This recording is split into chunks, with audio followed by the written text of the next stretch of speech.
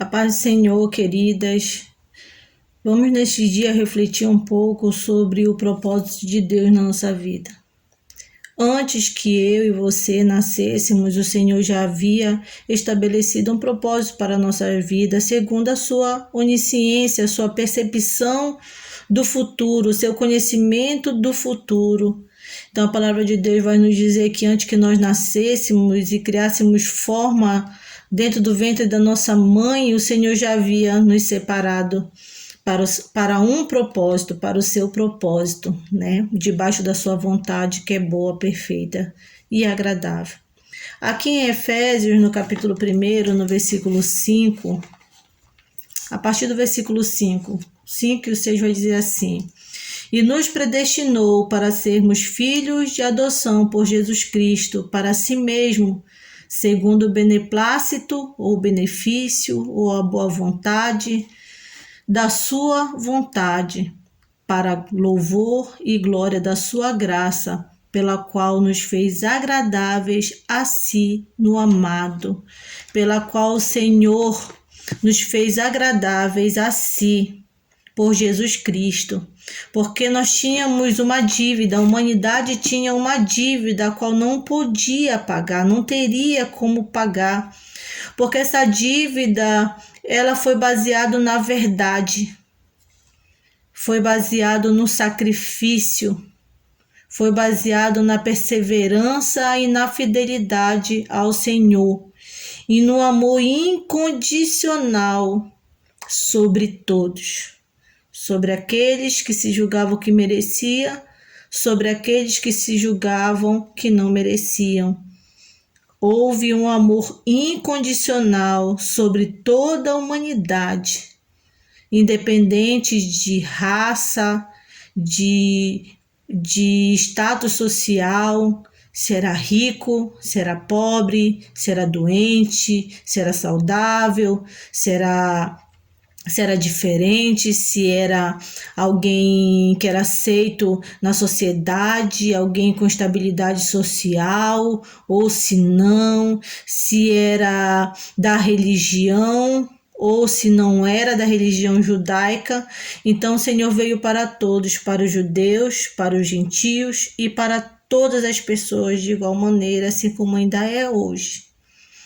Então nós não poderíamos e não teríamos como pagar o preço, a dívida que os nossos pecados nos levaram a nos afastar de Deus. Então, nós estávamos destituídos da sua glória e através do sacrifício de Jesus, que foi puro, foi verdadeiro, o Senhor nos perdoou.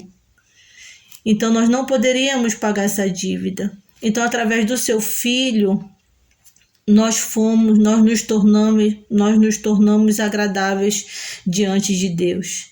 E hoje nós podemos dizer que nós temos Deus no nosso coração, na nossa vida, na nossa casa, através da nossa fé no seu Filho, do sacrifício que ele fez por nós, da graça imerecida sobre as nossas vidas.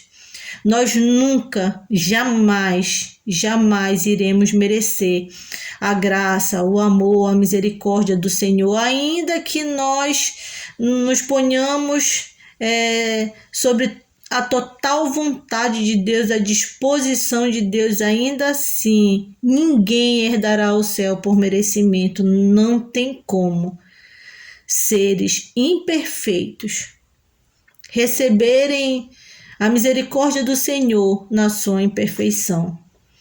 O céu é morada do Altíssimo, do Santo dos Santos.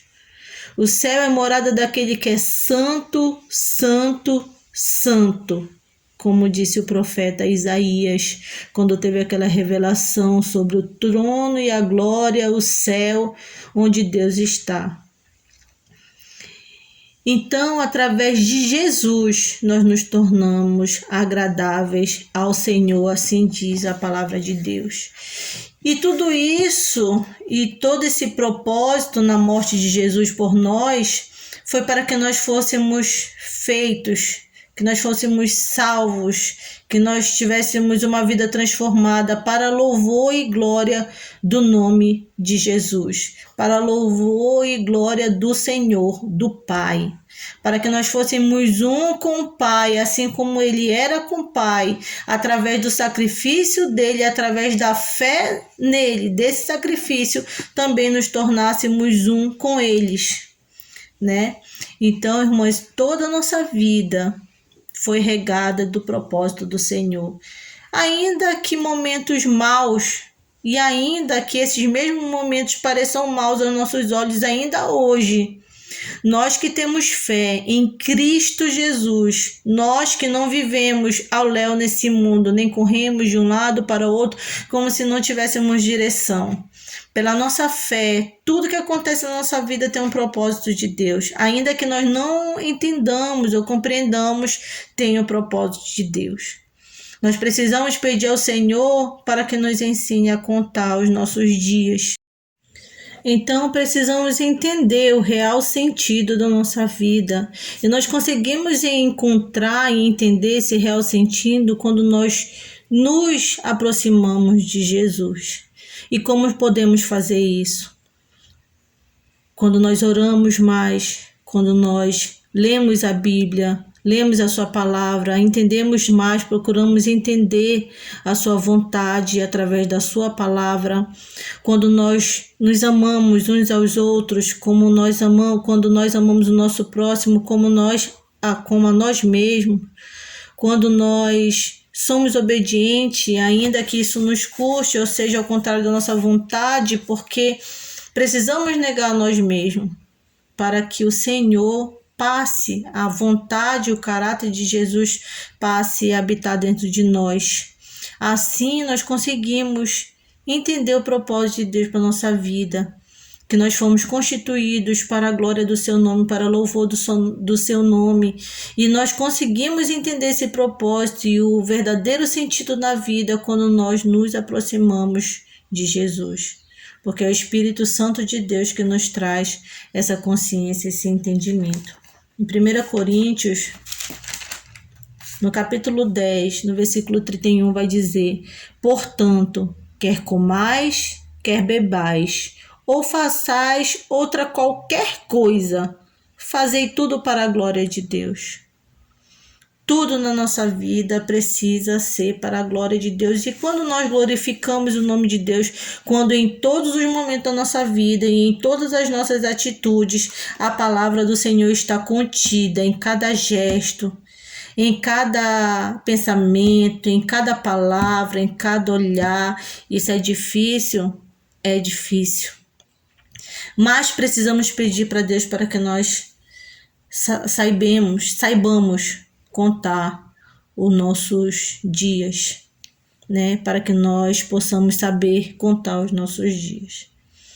Então, irmãs, que a nossa vida seja com propósito, porque é muito rápido o tempo de vida aqui nessa terra. E nós estamos aqui apenas de passagem. Nós precisamos desejar o céu, que é o lugar onde nós vamos morar. E precisamos entender que há uma luta espiritual muito grande na vida de cada uma de nós para que isso não aconteça.